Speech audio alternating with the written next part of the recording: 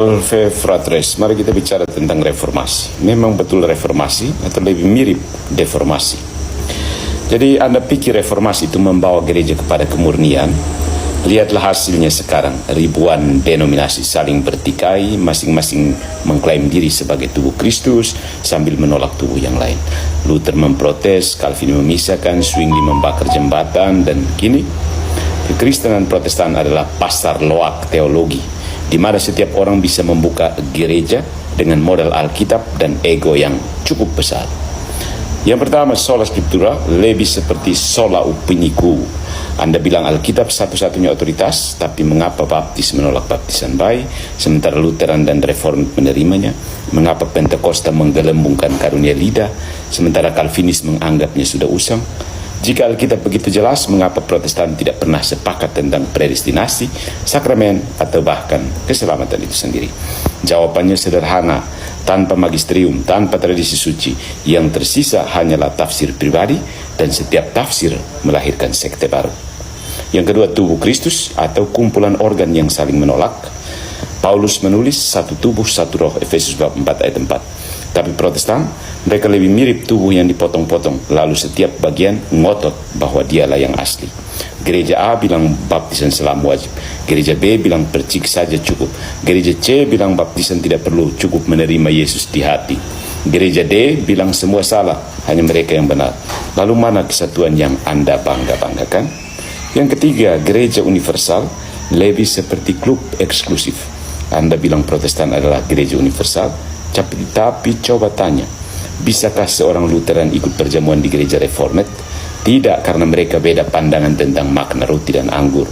Bisakah seorang Adventis melayani di gereja Metodis? Tidak, karena mereka ribut tentang hari Sabat. Bisakah seorang Pentakosta bersatu dengan Baptis? Tidak, karena yang satu menuntut glossolalia, yang lain menganggapnya omong kosong. Di mana universalnya? Gereja Katolik dengan segala kekurangannya masih bisa menyatukan orang Spanyol, Filipina, Kongo, dan Indonesia dalam ekaristi yang sama. Protestan, mereka bahkan tidak bisa menyatukan dua gereja di satu kota, Kupang misalnya. Yang keempat, gereja bertumbuh atau gereja beranak pinak. Setiap kali ada perbedaan pendapat, solusi Protestan selalu sama. Kita berpisah saja. Tidak setuju dengan pemimpin, buat gereja baru. Tidak suka doktrin, buat aliran baru. Tidak cocok dengan gaya ibadat, buat denominasi baru. Hasilnya, lebih dari 45.000 denominasi menurut Center for the Study of Global Christianity tahun 2023, dan jumlahnya terus bertambah. Jika ini pertumbuhan, maka kanker juga bisa disebut pertumbuhan. Yang kelima, gereja yang peduli sosial, tapi yang diurus cuma jiwa dan uang. Anda menyindir gereja-gereja yang tidak peduli pada kemiskinan, tapi siapa yang membangun lebih banyak rumah sakit, sekolah, dan lembaga amal sepanjang sejarah? Gereja Katolik. Siapa yang punya doktrin sosial jelas seperti Rerum Novarum dan Laudato Si? Gereja Katolik. Sementara banyak gereja Protestan sibuk dengan apa? Ibadah spektakuler dengan band dan LED. Teologi kemakmuran yang mengubah gereja jadi bisnis. Apalagi perang doktrin yang tidak pernah selesai. Apalagi di mana buah roh yang seharusnya terwujud dalam pelayanan nyata? So, mari kita menyimpulkan, reformasi menghasilkan kekacauan. Luther mungkin bermaksud baik, tapi buah dari reformasi adalah kekristenan yang tercabik-cabik, tanpa otoritas, tanpa kesatuan, dan tanpa kepastian.